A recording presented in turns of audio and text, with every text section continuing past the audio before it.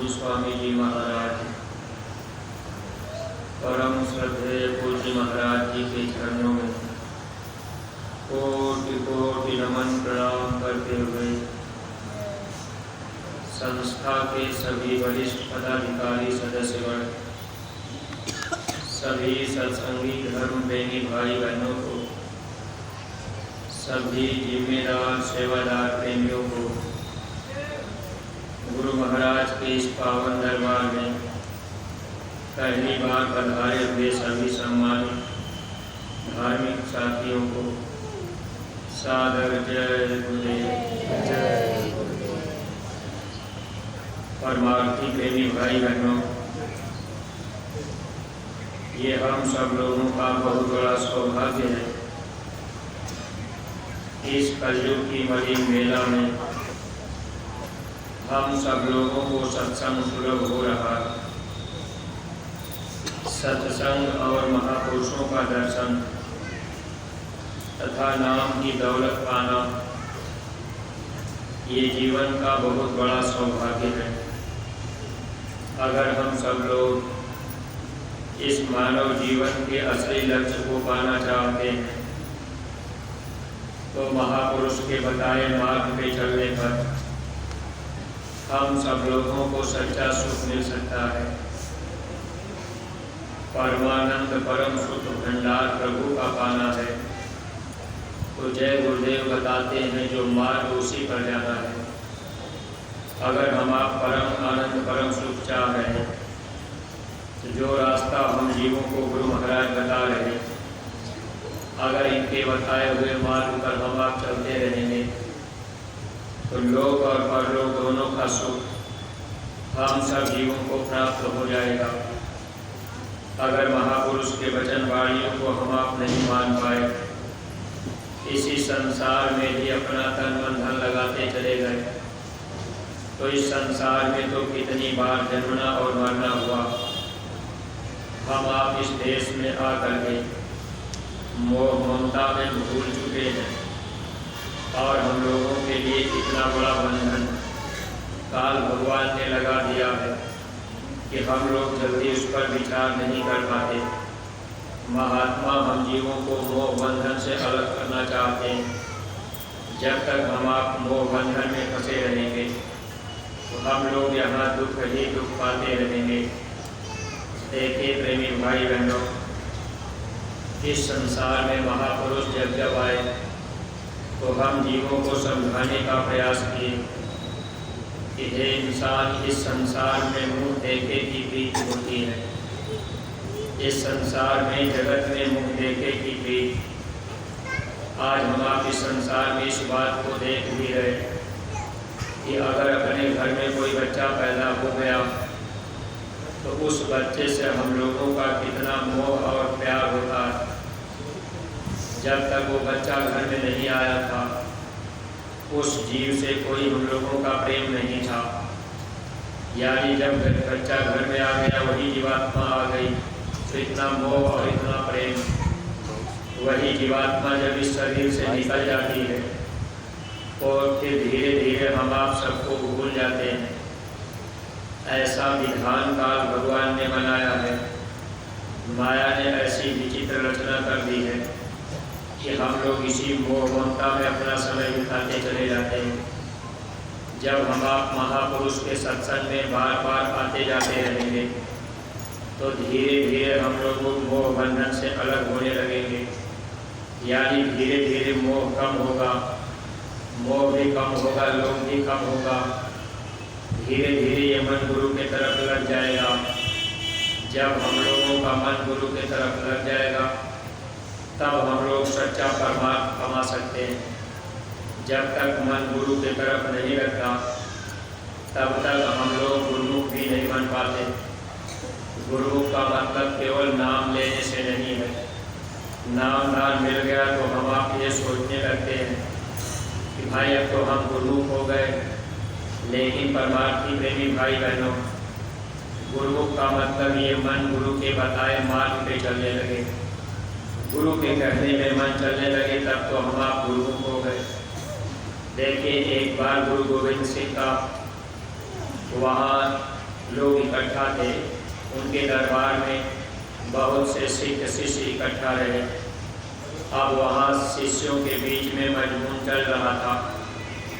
गुरु गोविंद सिंह बात बात में कह दिए, गुरु का शिष्य कोई कोई बनता है, बाकी सब लोग अपने मन के ही शिष्य, मन के ही मुरीद रहते हैं। यानी गुरु का मुरीद बनना, गुरु का शिष्य बनना, ये कम लोग ही बन पाते हैं, कोई कोई बन पाता है। ज़्यादातर हम सभी प्रेमी भाई बहन अपने मन के ही मुरीद बन कर के रहते हैं, यानी मन के कहने में ही चलते हैं।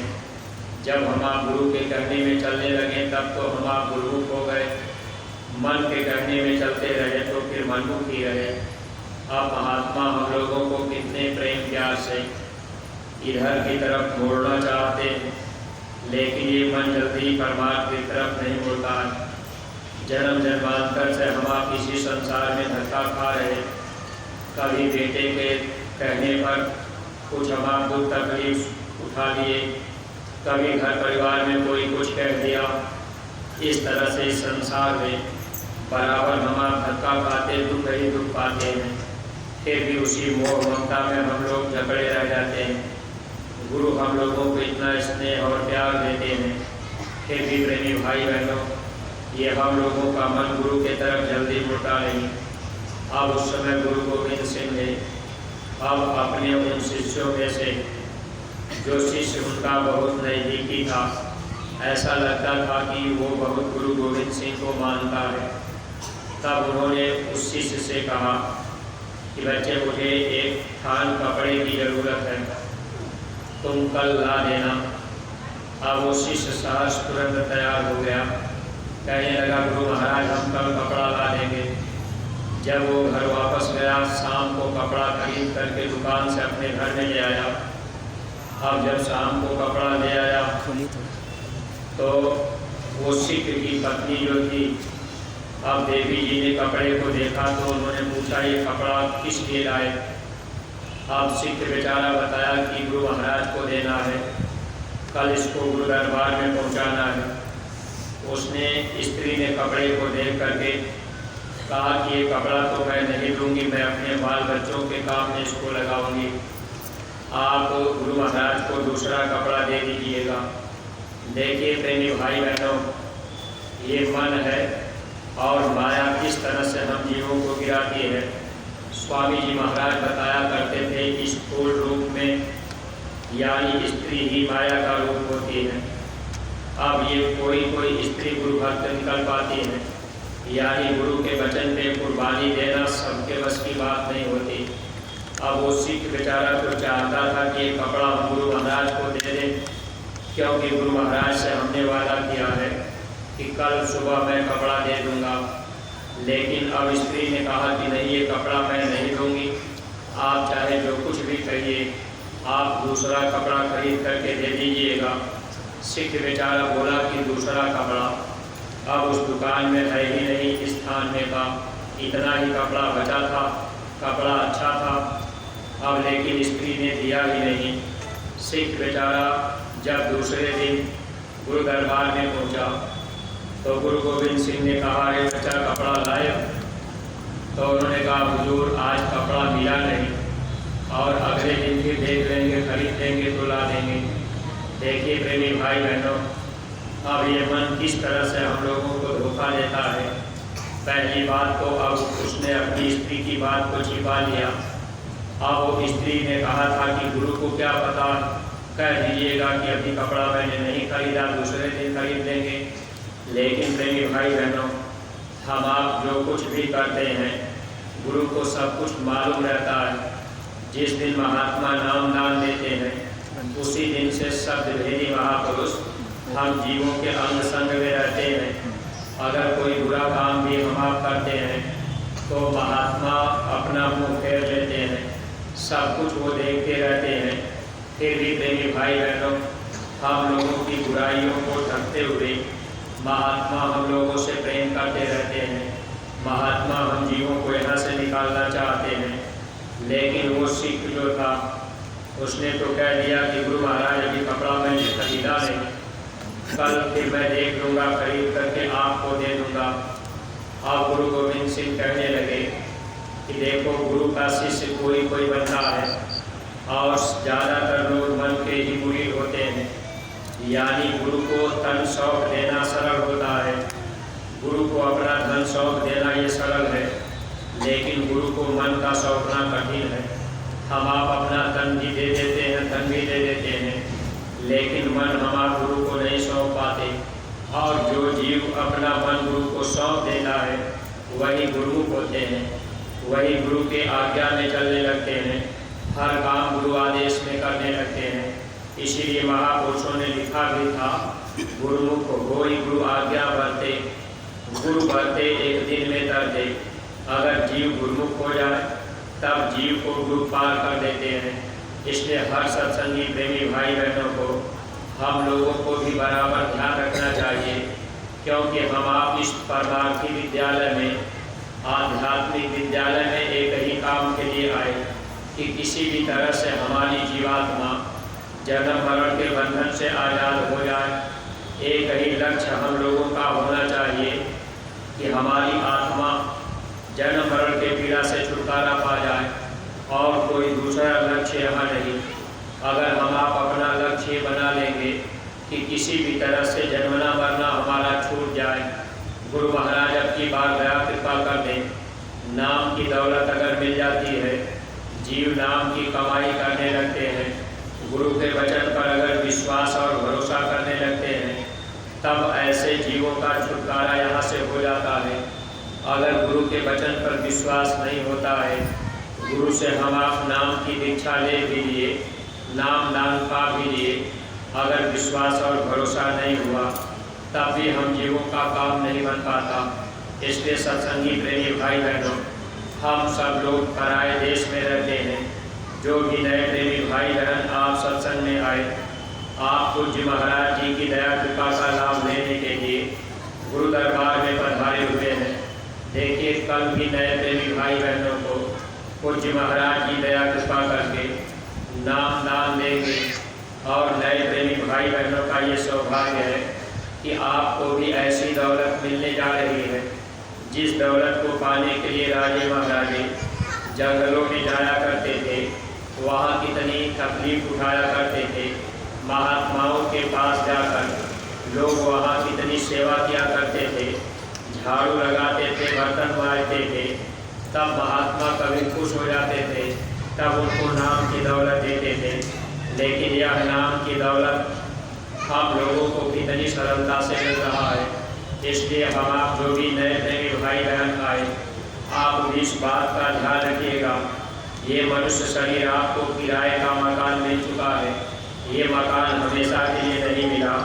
जिंदगी एक किराए का घर है, एक न एक दिन निकलना पड़ेगा। ये शरीर हम लोगों को मिल चुका है, आज नहीं तो कल शरीर छोड़ करके जाना है। ये सांसों की पूंजी खत्म होगी, आत्मा को निकाल दिया जाएगा। कोई नातेदार, रिश्तेदार, सगे संबंधी हम लोगों के साथी नहीं बनेंगे। आत्मा के सच्चे साथी सद्गुरु होते हैं। अगर आपने गुरु से प्रेम कर दिया तो गुरु ही मौत के समय आपकी मदद करेंगे। बाकी जितने नाते रिश्तेदारी हम आप बनाए, ये सब के सब यही छूट जाएंगे। केवल गुरु ही अंत समय में साथ देते हैं। जब मौत का समय आता है, जब भूत इस शरीर से मारपीट करके जीवात्मा को निकालते हैं, इसीलिए नाम की दौलत पाना ये सौभाग्य का विषय है।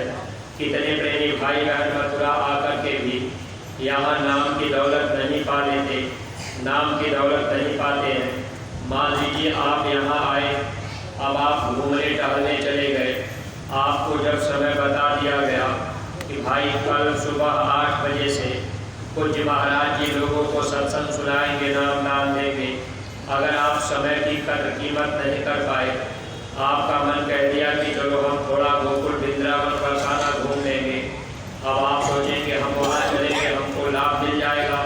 लेकिन प्रेमी भाई बहनों, आपको एक बात का विचार करना चाहिए।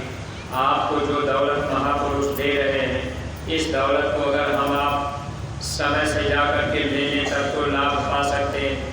लेकिन हम लोग घूमने टहलने में अपना समय गुजार देते हैं। कल जो भी प्रेमी भाई बहन नए लोग आए, आप भी समय का ध्यान रखिएगा। अगर आपको नाम की दौलत मिल गई तो सबसे बड़ा फायदा आपको जीवन में मिल जाएगा। फायदा क्या होगा, इस बात को समझ लीजिएगा, क्योंकि हर आदमी अपना फायदा चाहता है। हम आप मथुरा क्यों आए, नाम लेना जरूरी क्यों है, इस बात को आप समझ लीजिएगा। क्योंकि जब गांव घर में हम आप नए प्रेमी भाई बहनों को कहते हैं कि आप भी मथुरा चलिए, नाम ले लीजिए, तो नए प्रेमी भाई बहन इस बात को नहीं समझ पाते कि नाम लेने से क्या फायदा होगा। अब आप इस बात को समझिएगा। महात्मा इस बात को पहले ही किताबों में लिख के गए, हम लोग इसको गाते बजाते भी हैं। इस संसार में जो भी लोग आए सबको मरना है, ये मृत्यु लोक है, जाना सबको है। लेकिन प्रेमी भाई बहनों, जाने में अंतर होता है, मरना सबको है, अंतर क्या होता है। महात्मा लिख के गए थे समझने के लिए, आया है सो जाएगा, राजा रंग फकीर, कोई विमान पे चढ़ चला, कोई बंधे जात जंजीर। अब महात्मा दोनों बातें लिख दिए कि हे इंसान, इस धरती पर जो भी आया है सबको जाना है, क्योंकि ये मरलोक है, मृतलोक है, यहाँ मरना सबको है। अगर हम आप नाम ले लेंगे तब भी मरना होगा। जो लोग नाम नहीं लिए, गुरु नहीं किए, उनको भी मरना होगा, लेकिन मरने में अंतर होगा, यानी जाने में अंतर होगा।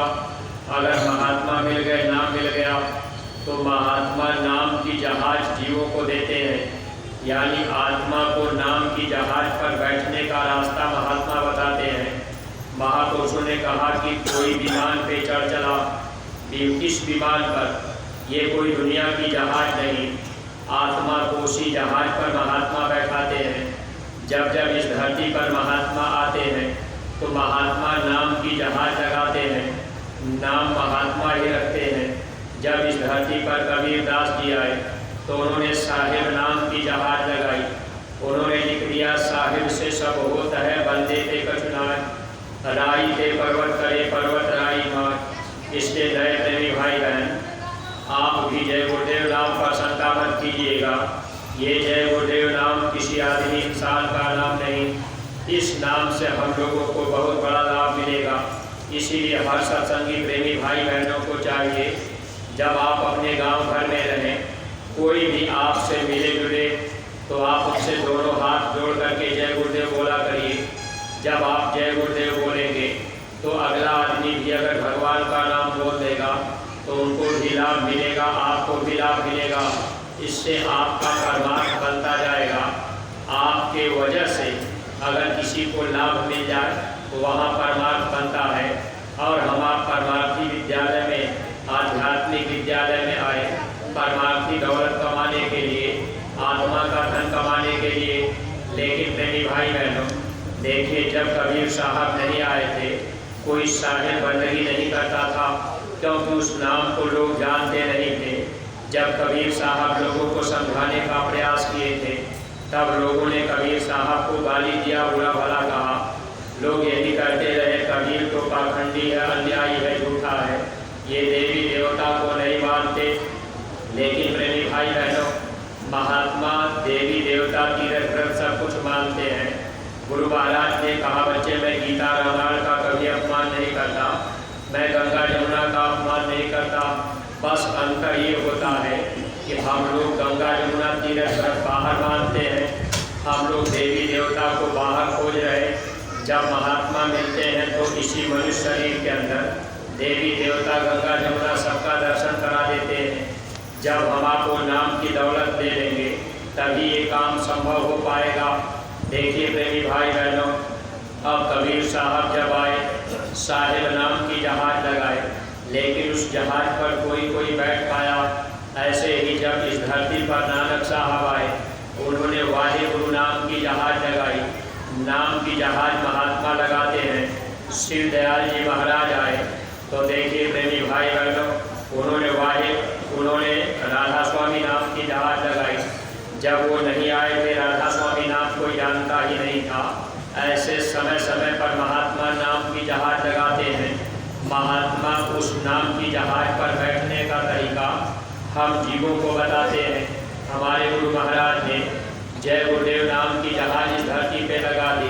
स्वामी जी महाराज कहते थे अगर सारी दुनिया उस पर बैठ जाएगी तब भी ये जहाज खाली जाएगी, लेकिन जय गुरुदेव नाम की जहाज पर हम आप कैसे बैठेंगे?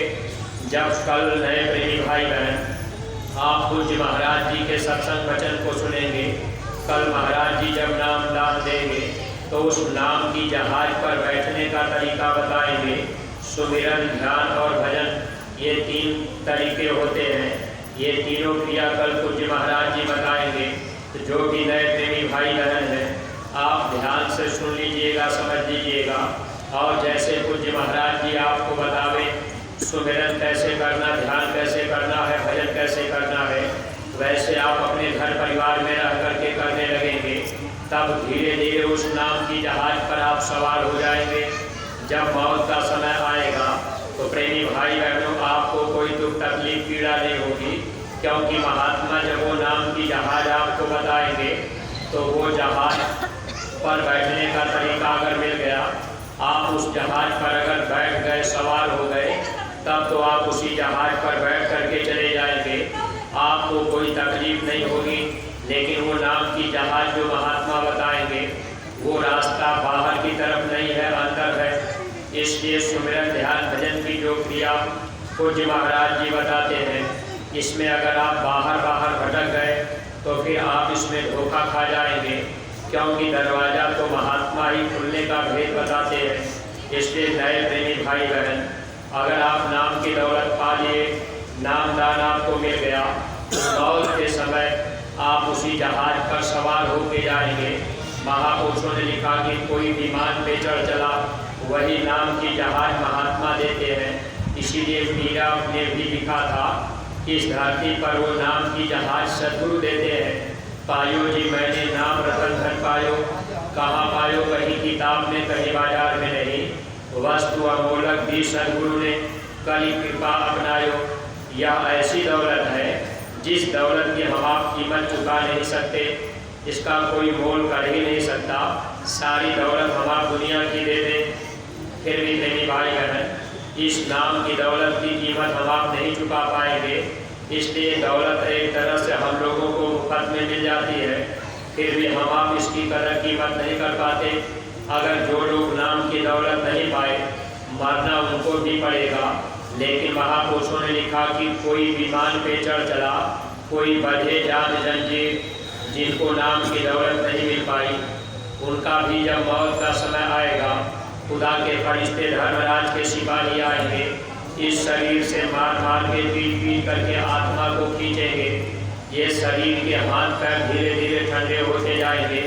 जब दूध इतनी मारते हैं, मौत के समय ये कंठ चक्र दबा होता है, आवाज़ नहीं निकल पाती है। गांव भर में माताएं बहनें कहती हैं कि अब फलाने की गोली बंद हो गई, वो चले जाएंगे।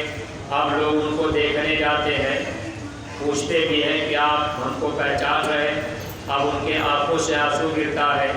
माताएं बहनें कहती हैं कि अब माया छछा रही है, चले जाएंगे। गुरु महाराज कहते थे माया नहीं छछाती, मार पड़ती है। इतनी मार मारते हैं जब लोग ये पैर का कोमल तलवा सूझ जाता है। मौत के पहले ही आप कभी देखे होंगे कि लोगों के हाथ पैर सूझने लगते हैं। अब लोग सोचते हैं कि अब ये चले जाएंगे। परमार्थी प्रेमी भाई बहनों, उस समय ये कंठ चक्र दबा होता है, आवाज़ नहीं निकलती। जमदूत इतनी मार मारते हैं, मारते पीटते जमदूत ले जाएंगे और वो घसीटते हुए ले जाएंगे, धर्मराज के दरबार में हाजिर करेंगे। पापों की गठरी सिर पे लदा होगा, जीव से बर्दाश्त नहीं होता।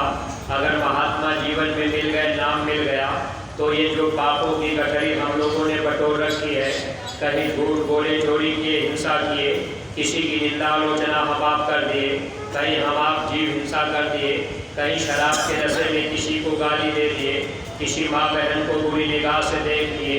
ये जो अपराध हम आप इस जीवन में करते जा रहे हैं, अगर महात्मा मिल जाते हैं तो इन पापों की गठरी को महात्मा साफ करने का तरीका बता देते हैं। कुछ कर्मों को महात्मा माफ भी कर देते हैं। इसीलिए वो स्वामी जी महाराज ने लिखा था, सन्मुख हो जीव मोहि जबहि, जन्म कोटि अविनाशय तबहि। जब महात्मा के सामने, सद्गुरु के सामने जीव वहाँ होते हैं, महात्मा अपनी दया दृष्टि डाल करके अब कई जन्मों के पाप कर्मों को महात्मा काटते हैं।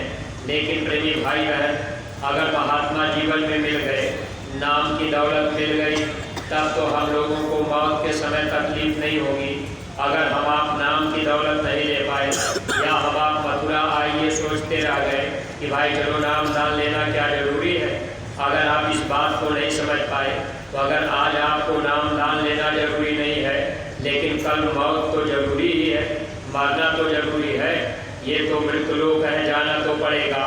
लेकिन अगर संजोग से आप नए प्रेमी भाई बहन आए, आप नाम की दौलत ले लेंगे, सुमिरन ध्यान और भजन करने लगेंगे, तो आपका ये जीवन सुखमय बन जाएगा। अगर आप इस बात को नहीं समझ पाए, अगर आपने ये सोचा कि भाई हमको नाम दान की क्या ज़रूरत, तो ये जीवन आपका धोखे में जा रहा है। यह दौलत आपको ले लेने पर जब मौत का समय आएगा तो आपको तकलीफ नहीं होगी। तकलीफ क्यों नहीं होगी? क्योंकि जब महात्मा नाम की दौलत देते हैं तो इस मनुष्य शरीर के अंदर एक दरवाज़ा होता है जिसे 10वां दरवाज़ा कहा गया, जिसे थर्ड आई ज्ञान चक्षु शिव नेत्र कहा गया, उसी को गुरु महाराज ने तीसरी आँख कहा। वो दरवाज़ा मनुष्य शरीर के अंदर होता है। अगर दरवाजा महात्मा मिल गए, नाम मिल जाएगा, मौत के समय आपको दरवाजे से निकाला जाएगा, सद्गुरु खुद मौजूद रहेंगे, कोई तकलीफ आपको नहीं होगी। जैसे आपने मकान बना लिया, मकान में आपने दरवाज़ा लगा दिया, अगर आपको दरवाजे से बाहर निकाला जाएगा तो आपको कोई तकलीफ नहीं होगी। अगर वो दरवाज़ा बंद कर दिया जाए, फिर आपको खिड़की के रास्ते से बाहर खींचा जाए तो आपको बहुत तकलीफ होगी। ऐसे ही प्रेमी भाई बहनों, हम आप इस काल और माया के देश में रहते हैं। जिस दरवाज़ा हम लोगों का यहाँ से आने जाने का था, जिस रास्ते से हम आप यहाँ आए, अब वो दरवाज़ा काल भगवान ने बंद कर दिया, उस पर कर्मों का पर्दा उन्होंने लगा दिया। अब वो दरवाज़ा बंद पड़ा है, बगैर सदगुरु के वो दरवाज़ा नहीं खुलेगा। जब गुरु मिलेंगे, नाम की दौलत मिलेगी, आप उनकी बात को मानेंगे, आप सदगुरु से प्रेम करेंगे, सदगुरु दया कृपा करके दरवाज़ा खोल देंगे। अगर आप उनके वचन को मानते रहे, जब मौत का समय आएगा, महात्मा आपको उसी दरवाजे से निकाल देंगे, कोई पीड़ा कोई तकलीफ आपको नहीं होगी। अगर आप नाम दान नहीं ले पाए, आप रास्ता पा करके सुमिरन ध्यान भजन नहीं कर पाए, तो फिर प्रेमी भाई बहन दुख ही दुख झेलना पड़ेगा। तो महात्मा जब इस जीवन में मिल जाते हैं तो हम जीवों को कुछ न कुछ लाभ देने के लिए ही आते हैं। अब हम आप अज्ञानता में भूल भ्रम में न समझें, वो बात अलग है। अगर हम आप महापुरुषों के सत्संग में आते जाते रहेंगे, सत्संग के वचनों को ध्यान से हम आप सुनते रहेंगे, तब तो हम आप लाभ पा जाएंगे। तो वो दरवाज़ा महात्मा ही खुलने का भेद बताते हैं। लेकिन बहुत से नए प्रेमी भाई बहन मथुरा आते हैं। अब देखिए, सत्संगी प्रेमी इस समय इतना जोर लगा करके नए लोगों को समझा बता करके मथुरा ले आ रहे कि भाई आप भी मथुरा चलिए। अब मथुरा तो पुराने सत्संगी नए लोगों को ले आते हैं। कभी कभी अपने पुराने सत्संगी प्रेमी भाई बहन लालच में उन लोगों को, नए लोगों को कह करके ले आते हैं कि आप मथुरा चलिए, आप गोकुल वृंदावन बरसाना कृष्ण जन्मभूमि घूम लीजिएगा, आप परिक्रमा कर लीजिएगा। तो नए लोगों के मन में एक भाव बना रहता है कि भाई हम मथुरा आए तो हम गोकुल वृंदावन बरसाना घूमने जाएंगे। अब इधर सत्संग और नामदान महाराज जी दे रहे, अब हम आप विचार बना लिए कि भाई हम तो घूमने टहलने जाएंगे। तो देखिए प्रेमी भाई बहनों, फिर आप धोखा खाएंगे जीवन में। इसलिए इस बात को समझने का प्रयास किया कर लीजिए। अगर आप जो भी नए प्रेमी भाई बहन आए, पहला आपका काम ये होना चाहिए कि हमको वो नाम की दौलत मिल जाए, ताकि मौत का समय आवे तो फिर हमको कोई तकलीफ और पीड़ा न होने पावे। और अगर हम आपको नाम की दौलत पा लिए, फिर सुमिरन ध्यान भजन की विधि समझिए, उस रास्ते पर चलने लगे तो हम लोगों को लाभ मिल जाएगा और घर में बरकत हो जाएगी। भजन करने लगेंगे तो बीमारी तकलीफों में भी हमारा आपका छुटकारा हो जाएगा। अब हम आप ये बात समझ नहीं पाए कि महात्मा ये तीर्थ व्रत क्यों बनाए। ये काल भगवान ने ये तीर्थ व्रत जो कुछ बनाया, किसने बनाया, उसका एक उद्देश्य ये था कि जब लोग तीर्थ करने जाएंगे, कहीं घूमने टहलने जाएंगे, तो कहीं महात्मा मिल जाएंगे और उनसे रास्ता लेकर के हम आप सच्चा भजन करेंगे। लेकिन इस उद्देश्य को हम आप भूल गए। अब हम सब लोग केवल एक काम बना लिए कि भाई हमको घूमना है, परिक्रमा करना है, और इसी में हम आप अपना समय गुजार देते हैं। जब महात्मा मिल जाएंगे तो सच्ची बात बता देंगे, उसी से हम जीवों का परमार्थ बनता है। देखिए प्रेमी भाई बहनों, एक बार एक फकीर साहब हज करने के लिए जा रहे थे। अब वो हज करने के लिए जब जा रहे, रास्ते में सड़क के किनारे एक कुत्ता बेहोशी में पड़ा था।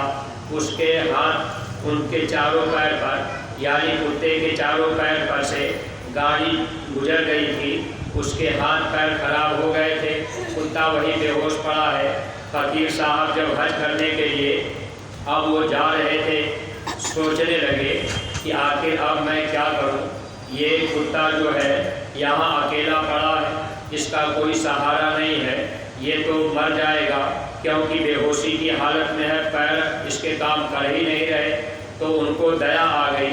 जब दया आई तो उन्होंने क्या काम किया, अब सोचने लगे कि इसका कोई साथी नहीं है, तो चलो इसको हम ले चलते हैं। अब वो फकीर साहब कुत्ते को अपने कंधे पर रख लिए। हालांकि वो गंदा जानवर था, फिर भी महात्मा जीव से प्रेम प्यार करते हैं, महात्मा फकीर आत्मा से प्रेम करते हैं। शरीर तो प्रेमी भाई बहन ये काल का दिया हुआ सामान है, ये तो फिर एक दिन छोड़ना है, इसलिए महात्मा हमेशा आत्मा को देखते हैं। फकीर साहब कुत्ते को कंधे पर लिए, अब लिए चले जा रहे। आगे जब थोड़ी दूर गए, एकांत में वीरान स्थान था, एक कुआं था। अब वो उसी कुएं पर चले गए। अब उनके मन में आया कि ये कुत्ता पानी बिना भी प्यासा तड़प रहा होगा, तो उन्होंने कुत्ते को कुएं पर उतार कर अब उन्होंने पत्ते तोड़ करके एक दोना बना ली। फकीर साहब कुआं में पानी थोड़ा नीचे था, अब वो पानी निकालने का इंतजाम कर रहे। साफा जो बांधे थे पगड़ी, अब वो उसको छोड़ करके उसी से वो जो दोना बनाए थे कुएं में डाले, लेकिन पानी और नीचे था। तो फिर वो फकीर साहब अपनी कमीज उतारे और उसको भी उसमें जोड़ करके नीचे डाले, फिर भी पानी तक वो दोना नहीं पहुंच पाया। उन्होंने इधर उधर देखा, अब एकांत था, कोई दिखाई नहीं दिया। तब वो फकीर साहब अपने कमर से अपनी धोती खोलकर तुरंत उसमें जोड़ करके नीचे डाल दिए। अब वो दोना पानी तक पहुंच गया।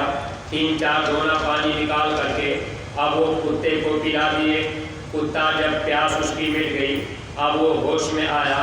फिर अब वो पैर हाथ तो काम कर नहीं रहे, फिर फकीर साहब कंधे पर दिए, अब वो आगे चले जा रहे। तो एक मस्जिद पड़ गई। अब उसी मस्जिद पर एक मुल्ला साहब रहते थे। फकीर साहब वही जब रात होने लगा तो वही रुक गए। जब वहाँ रुके, फिर उनको हज करने जाना था, तो फकीर साहब ने मुल्ला से कहा कि आप ऐसा कीजिए, इस कुत्ते को आप यहाँ रख लीजिए, इसकी देख रेख कीजिएगा, हज करके मैं लौटूंगा, तब मैं इसको फिर ले लूँगा, ले जाऊँगा, तो उतना समय तक आप इसको देख रेख इसकी कर दीजिएगा। मुल्ला साहब बोले कि ठीक है, हम इसकी देख रेख करेंगे। अब वो फकीर साहब वही रात में सोए। सुबह उनको हज करने जाना था, लेकिन जब वो रात में सोए थे तब बसारत आई, यानी आवाज़ आई। आवाज़ क्या आई कि अब उस खुदा के तरफ से आवाज़ आ रही कि आपने मेरे एक रूह की रक्षा किया है, तेरा हज मुझे कबूल है, अब तुम हज करने जाओ या मत जाओ, अब तुम्हारी जैसी इच्छा। प्रेमी भाई बहनों, देखिए कितना बड़ी चीज़। अब ये बातें हम आप समझने का प्रयास नहीं कर पाते। एक रूह की रक्षा करने पर उस खुदा के तरफ से आवाज़ आ गई कि आपका हज करना कबूल हो गया। आज हम आप दुनिया भर की व्रत करते जाएं, खूब हम आप परिक्रमा करें, लेकिन हम आप मांस मछली अंडा शराब नहीं छोड़ पाए, हम आप जीव हिंसा का काम नहीं छोड़ पाए, तो हम आप चाहे जितना तीर्थ व्रत कर दें, लेकिन उस मालिक को वो कबूल नहीं होगा।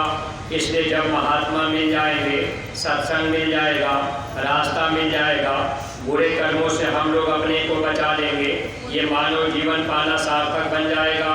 सत्संगी प्रेमी भाई बहनों, कोई भी दृष्टांत अगर हम आप सुनते हैं तो हर समय अपने ऊपर उतारना चाहिए। आज हम आप जितने सत्संगी प्रेमी भाई बहन जो लोग नाम दान पा चुके हैं, आप आप इस बात का विचार कीजिएगा, महात्मा कोई भी आदेश नाजायज में नहीं देते। जो भी हुक्म महात्मा देते हैं हम जीवों की भलाई के लिए दिया करते।